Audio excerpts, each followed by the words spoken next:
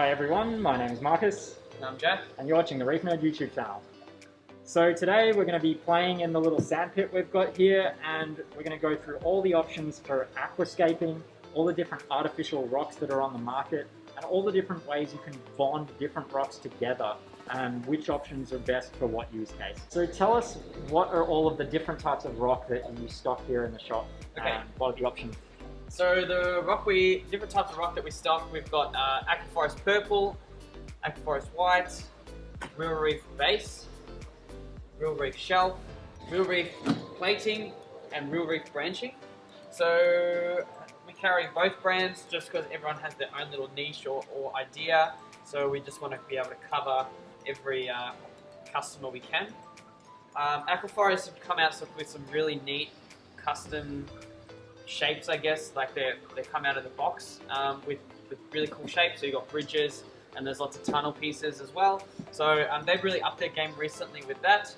And then Real Reef have brought out a couple of different shapes as well. So they've also come to the market and come to the customers' needs quite well there. In the shop, we don't stock live rock. We don't stock live rock because I just don't think that it's necessary now. A lot of the advantages that we used to see with live rock, which were rapidly being able to cycle the tank and potentially getting that tank maturity really a lot faster than with dry rock, are starting to wane because there's so many options on the market now for bacteria in a bottle and quickly cycling tanks and getting to a point of maturity. And when you're starting with dry rock, you have none of the disadvantages of live rock, such as pests and who knows what else that can be introduced to your tank because of live rock being, as is in the name, live from nature. Sometimes you don't know what you're getting. Definitely. And live rock being live, it is also wet. You cannot cement it. You cannot put epoxy to it very easily. It's very hard to work with. Plus, you don't get the shapes like you do in dry rock. You can't just, with the dry rock, you can just go and make any shape you want, or the supplier can make any shape they want. And we've also got a lot of different options here for gluing and bonding the rocks together. So what have we got here? Yeah, so we've got a couple of different brands and methods. So first one, which is like everyone's fan favorite, my favorite, is Stonefix. Stonefix is a cement applicable for dry rock. Yeah. So very difficult to use once the tank is already wet. If you try and take a big lump of mixed up Stonefix and use it underwater, you'll find that it immediately just sort of goes everywhere and clouds up the tank. It's very difficult to work with in the water. So while we all love Stonefix, it is a dry application only. Definitely. So, and then moving on, we've got Aquarium Systems Holdfast, which is an epoxy, a two-part epoxy. So you've got a purple color and a sandy color. So basically you're just chopping off a portion that you need, and then you also knead it, and then it becomes sticky, and then you can glue smaller rocks together. I wouldn't use this for massive aquascapes. I would more tend to use this to put on add-ons.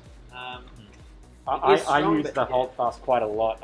In some of my past videos, I've shown how I use it, particularly for attaching larger corals like scollies and deshies and Sinarina, like scollies, deshies, and Sinarina to aquaforest frag plugs and similar type applications to that. It gives a stronger bond than super glue, but does have a longer curing time, and you can assist the process and keep the corals out of the water for less time by using it in combination with super glue. Definitely. You've also got some just mini coral gel. This is probably more useful for adding little bits onto your tank, onto your aquascape, I should say. Super glue is obviously very versatile. We can use it for all kinds of things, but one thing to note with super glue is that while it's a very strong bond, as in the adherence of the super glue to another surface is very strong, the strength of the super glue itself is not as strong as some of the other options. So when you need to have a lot of glue, super glue can get weaker because of the brittleness once it's dry. And then finally we've got Aquaforest Polyglue. So Polyglue is similar to your super glue, however it works in a different way. You heat up the beads and then it turns into like a Play-Doh that you can mold into a shape. It's not particularly adhesive in that it's not very sticky, but once so it doesn't work particularly well when applying a flat surface to another flat surface. But if you've got two uneven surfaces, you need the poly glue into the creases, and it will fill inside those creases. And then because once it's dry, it's incredibly strong, probably the strongest of all the options here. It's probably stronger than the rock itself once it's dry. So as long as it's kind of like a mold. Yeah, as long as that molding process has meant that it has gone into the nooks and crannies of the two pieces you're gluing together, it will be a permanent bond, guaranteed. One of the advantages of poly glue is that it can be used wet. So whilst it's probably the most expensive of all of these options, if you need to do a very strong gluing of two rocks or a large coral in an awkward position to existing aquascape, and you have to do it in situ underwater, poly glue is your best bet. So what is the sandpit that we've got here? What's the purpose of having this big box full of sand, as we can see here? Yeah, so we've actually got two of these sandpits at Reef Galleria. The whole idea is so people can come in and just let their imagination run wild. Obviously it's a bit difficult, like if you're gonna come in and buy 10 kilos of rock, just got a random 10 kilos, and you don't really have anywhere to build what you're anticipating, you're gonna go home with a random 10 kilos and you're gonna have to make do with that 10 kilos. Whereas here, you've got free reign of all the rock that we have. You can build whatever you want, and then we can weigh it for you, and you can decide if this is for you or if it isn't for you. So it's definitely just creating that whole experience in the shop. And what are the dimensions of this sandpit? So the sandpit is 4 foot. So just for most basic tanks, will be around the 4 foot mark. So plenty of space to work with to put together an aquascape that would be indicative of a vast majority of tanks out there in the market. And I guess once you've chosen the exact pieces you want and positioned it how you want, and the guys in the shop here will be more than happy to help you with that process, we can then label every rock, take some photos of it so you'll be able to rebuild it when you get home. Yeah. Or if it's small enough, you could probably glue it here in the store and take it home in one piece. All right, but we're going to do a bit of a demonstration today. So we're going to actually make a small aquascape that will be featured in the new nano tank once we get that set up in the store here in a couple of weeks. So let's get to it. Okay, so we're going today to do a aquascape for a 40 centimeter cube tank, which we have coming. We have about 50 of these units coming, so we'll be able to be selling a all-in-one kit, so light, skimmer, return pump, tank with the in-tank sump and your heater, so it'll be a complete little kit by Reef Galleria and Starfire Aquatics. But yeah, today I'm going to make a scape for our store display of this system. So we've just got a selection of a few different types of rock here. There's the Aquaforest rock, we've got some real reef tonga branches, a few little bits of the real reef base rock, just some off cuts and some parts that have broken off bigger rocks. These can be handy for filling out little gaps when things don't just go together exactly as you want. But yeah, we're going to be using stone fix because obviously this is all dry. So when you're dealing with completely dry bonding, stone fix is by far the most economical and provides a really strong bond. So that's what we're using today. So the first thing when mixing up stone fix is to make sure you get the ratio of the powder to water correct. So we've measured this out, and for the amount of stone fix Jack has in the bag here, this is 50 ml of water. And you're just going to add a little bit of water and just start mixing it together. A bag like this is a really good way to do it. Otherwise, you can use like throwaway disposable plastic containers, like what you get takeaway food.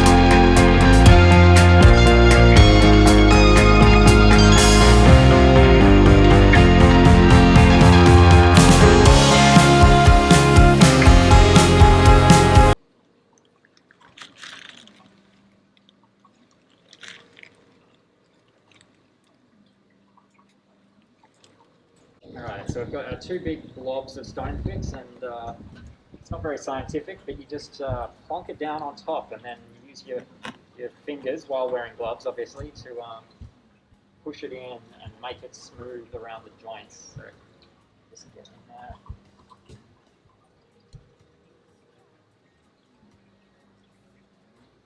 Now don't get too hung up about the colour of the rock. So, I mean, this aqua forest rock that we're using here is pink. They also do a white one, and the real reef rock is this darker purple colour. It's not a big deal. It might look like it when you've got a brand new tank and it's cycling, but give it 2 or 3 months and all your rock, no matter what colour it started out as, is going to be the same shade of purple as it gets covered in coralline algae. Don't be afraid to mix and match the brands, mix and match the different types of rock, because the starting colours is going to be a very temporary thing. And of course, the end goal with any reef tank is to cover it all in coral anyway. Considering the first 6 months, your tank's going to look pretty ugly anyway with all the different algae and things growing. So the rock's probably the least. Yeah, the colour of the rock is the least of your concerns. Just kneading it through, make sure it's all flat and stuck to the rock, so we get a strong bond. The cement, but I'm pretty happy with this. So we've got like a little swim through here, as you can see from this angle. There's some real depth to this aquascape, so the tank border is going to be about here and here, being a 40 centimetre cube. And so this part protrudes out further than this part. There's a swim through here, and we've got this bridge, which is where obviously lots of places to put coral along here, over the top, and then down around here.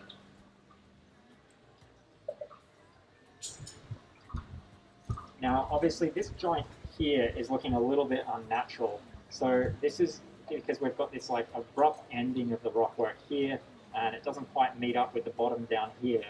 And it's obviously very obvious because of the distinct colour of the concrete right now. But we're going to help hide that with some of these smaller pieces like this, which are just bits that have broken off larger rocks. We have boxes of little pieces like this, which can be used to like go in the gaps in places like that and really make it appear seamless and make it appear like one natural shape.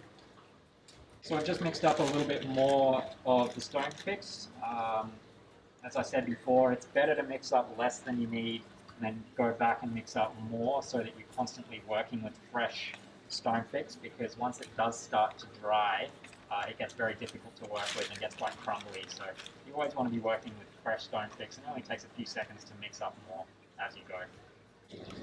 We've got these little bits of the real reef branching rock, and we're just thinking about maybe putting them in places like here or here, just to add a bit more variance to this aquascape, but that'll be the final step.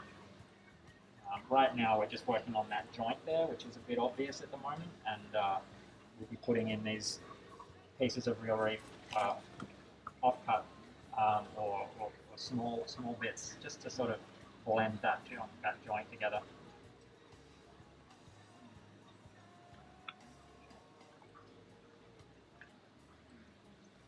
You just want to find a spot where the rock naturally wants to sit, and then use the cement to sort of bolster the strength of the position.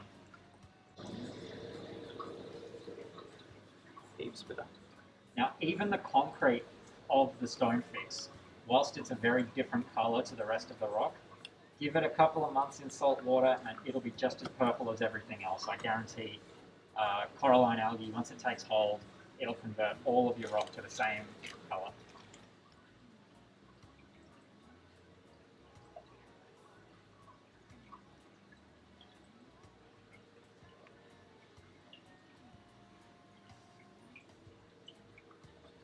Probably just get a bit through here.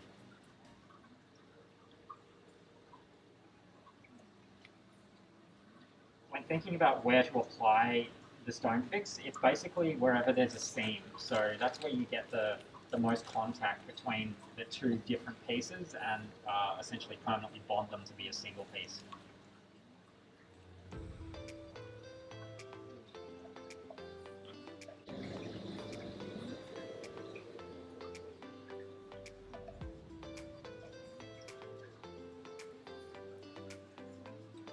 It's been about 10 minutes since we started, and this joint here, as you can see, I'm pressing on it, that is already solid, this part here. So the working time with these stone fixed cements is quite short, but it's definitely long enough to still give you the opportunity to test your ideas and build an aquascape.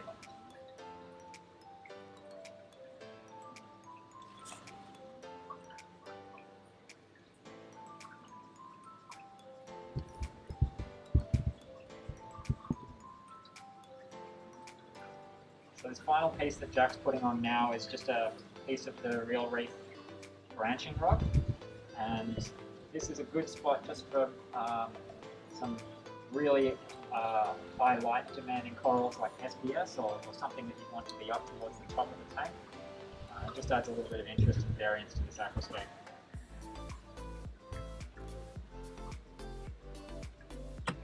And we have one more piece that we're also experimenting with, maybe putting here or there.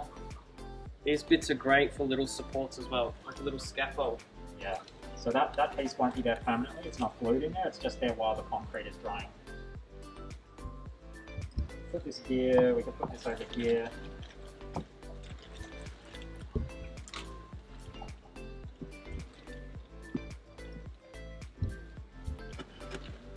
We could even glue this onto its own separate rock and have it separate in the aquascape as well. A little island, That's yeah. a little island.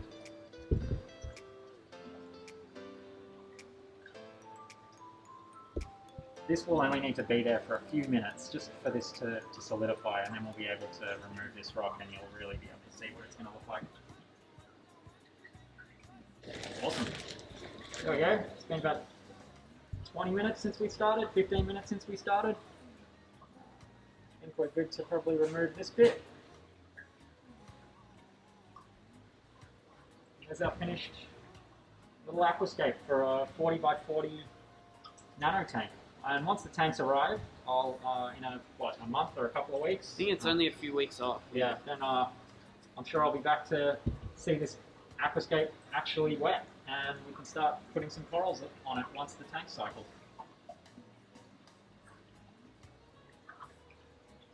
Alright, well I hope you liked our little aquascape that we've built here today and all of the information we've given on the different methods for gluing rocks and corals together.